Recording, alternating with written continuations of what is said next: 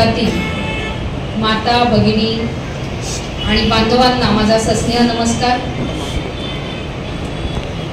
आपल्या सगळ्यांना माहिती आहे की 19 ऑगस्ट रोजी मी भारतीय जनता पक्षात प्रवेश घेतला।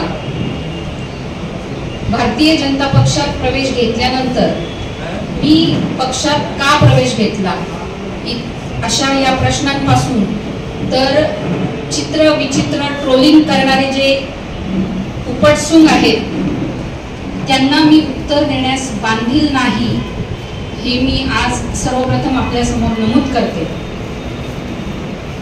मतदारसंघातील जनता असतील किंवा माझे जे काही मतदार असतील, जे काही समर्थक असतील, यांच्याशी माझी बांधिलकी आहे खरं। आणि त्यामुळे मी आजच्या या पत्रकार परिषदेमध्ये 4च महत्त्वाच्या मुद्द्यांवर बोलणार आहे।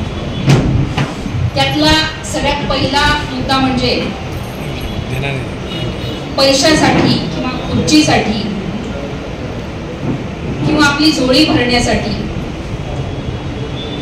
शिवसेनेने दिलेली आमदारकी घेऊन मी काही विचित्र वागलेली नाही, पळून गेलेली नाही,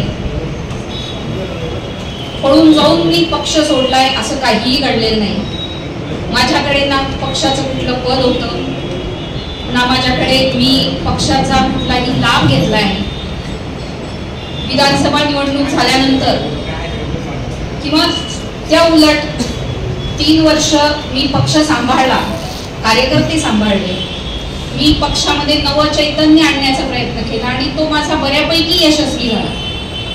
सबंध जळगाव जिल्हाच काय उत्तर महाराष्ट्रात वातावरण खराब असताना मी असा निर्णय घेतला होता आणि खरोखर ती माझी निष्ठा होती। मी 3 वर्ष पक्ष सांभाळला, मला कुणीही म्हणू शकत नाही की तुम्ही गद्दारी केली। जर म्हणणाऱ्यांना गद्दारीचा अर्थच कळत नसेल तर तो त्यांचा प्रश्न आहे।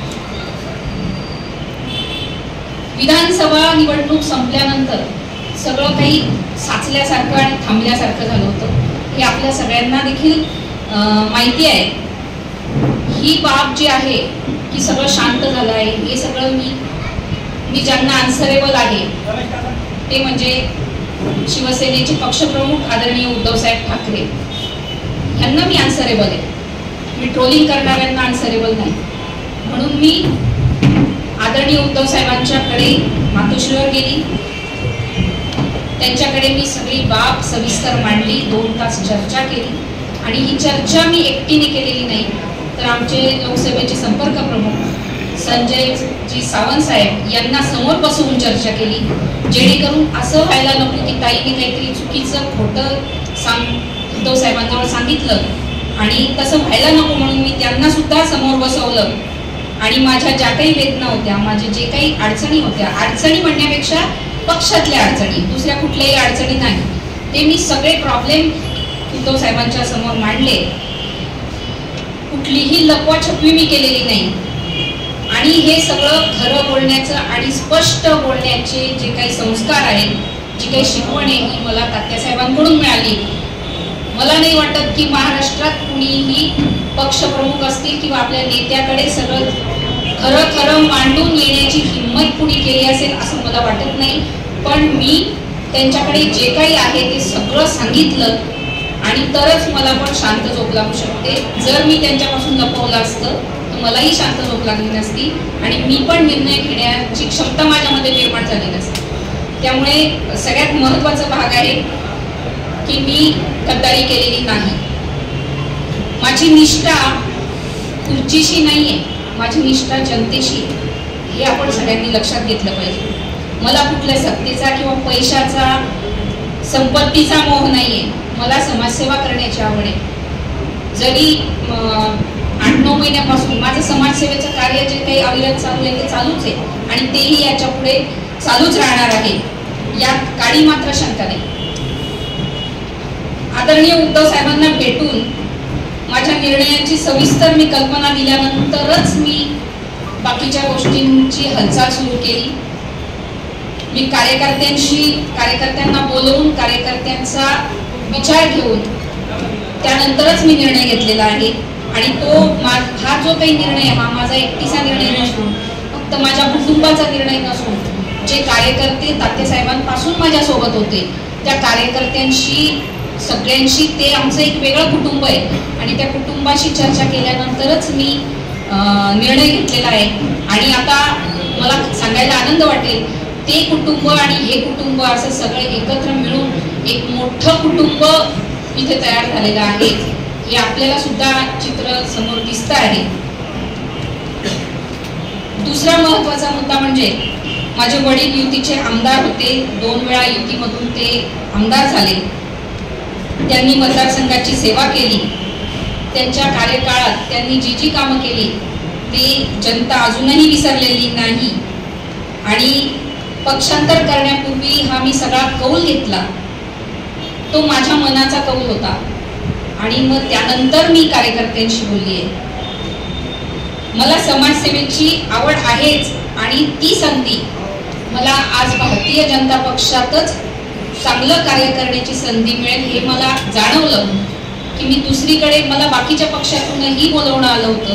परंतु मी त्यांना सरळ सांगितलं की शेवटी भाजप आणि शिवसेना पूर्वी युती होती आणि या फॅमिलीशी किंवा या विचाराशी माझे विचार जुळतात त्यामुळे मी हा विचार करू शकते आणि म्हणून मी हा निर्णय घेतला.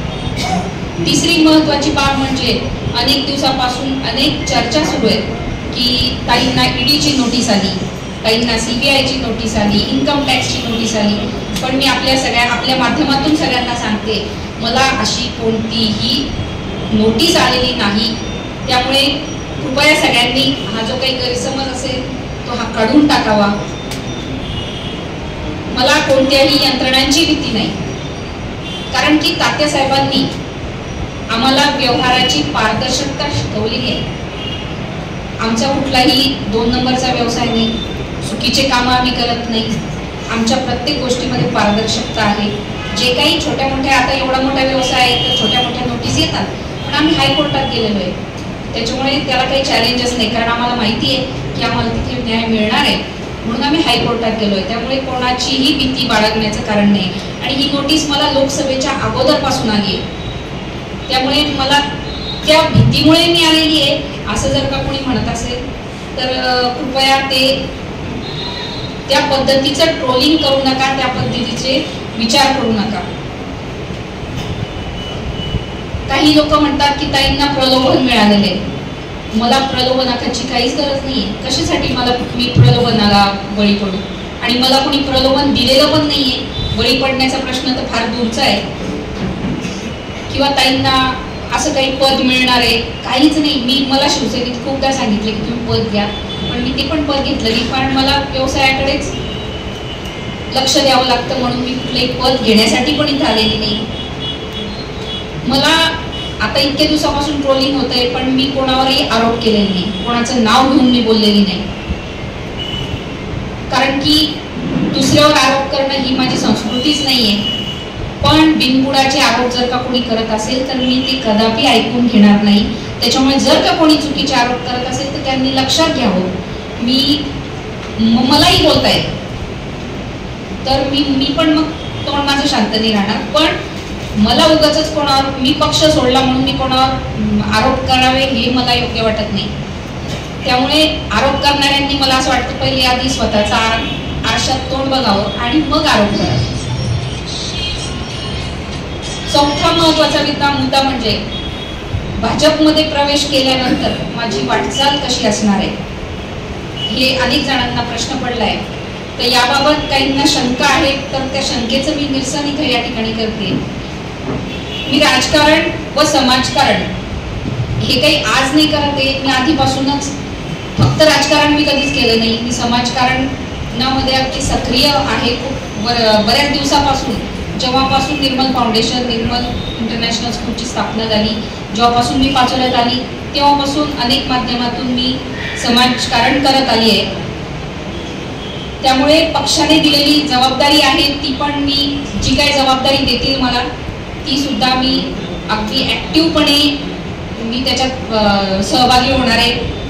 समाजकार्य पण चालू राहणार आहे याच्यात काही शंका नाही. किंवा मग ताई थांबून गेल्यावर आता काही ताई करणार नाही अशा बऱ्याच जणांना शंका आहे तर ती सुद्धा मनातून काढून टाकावं. या माझ्या निर्णयामध्ये किंवा या पक्षांतर करण्यामध्ये राज्याचे जलसंपदा मंत्री गिरीश भाऊ महाजन आणि मंगेशदादा चव्हाण यांनी मला अत्यंत मोलाचं सहकार्य केलं। ते नेहमी माझ्याशी बोलून आम्ही चर्चा करून निर्णय घेतला। त्यांनी मला खूप चांगलं मार्गदर्शन केलं, त्यामुळे आवर्जून या ठिकाणी मी त्यांचं नाव घेणं मला खूप गरजेचं वाटतं। मी कोणतेही पदाधिकारी किंवा कार्यकर्ते यांना वाऱ्यावर सोडणार नाही। आमचे काही लोक सांगतायत काही तुम्हाला वाऱ्यावर सोडून देईल, हे करेल, असं नसतं। या क्षेत्रामध्ये खरं तर जाण्याचा मार्ग आहे, वापस जाण्याचा मार्ग नाही आहे। त्याच्यामुळे असं कुणीही म्हणू नये की ताई आता थांबून जातील वगैरे, ह्या गोष्टी चुकीच्या आहेत। कार्यकर्त्यांच्या पाठीशी मी खंबीरपणे उभे राहणार आहे आणि आतापर्यंतही उभी आहेच, त्या पद्धतीनेच ते राहणार आहे।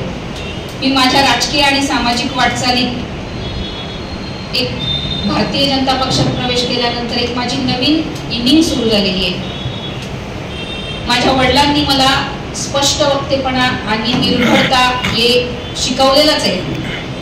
त्याचं पालन मी या नवीन मार्गावर करणारच आहे आणि आधीही करतच होती।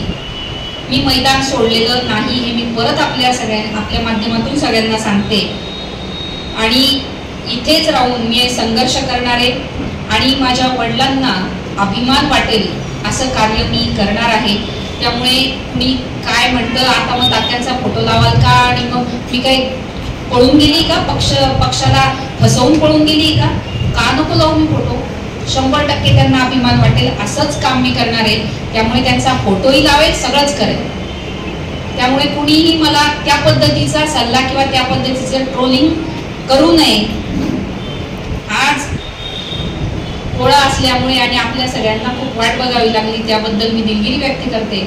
आणि पोळा असल्यामुळे आज सण आहे तरी सुद्धा आपण एवढे सगळेजण आलात, त्याबद्दल खरोखर मी आपली आभारी आहे। पोळ्याच्या आपल्याला व संबंध शेतकरी बांधवांना मी मनापासून शुभेच्छा देते आणि आज माझ्या या नवीन वाटचालीत आपण पत्रकार बांधव ज्या पद्धतीने सहकार्य करत आहात त्याच पद्धतीने किंबहुना त्याच्यापेक्षा जास्त पद्धतीने आपण सहकार्य करावं आम्हाला भारतीय जनता पक्षाला। हे एवढं बोलून मी आपल्या सगळ्यांची रजा घेते। धन्यवाद। जय हिंद, जय महाराष्ट्र। आमच्या चॅनलला लाईक करा, सबस्क्राईब करा, बेल आयकॉनवर क्लिक करा आणि हो शेअर करायला विसरू नका।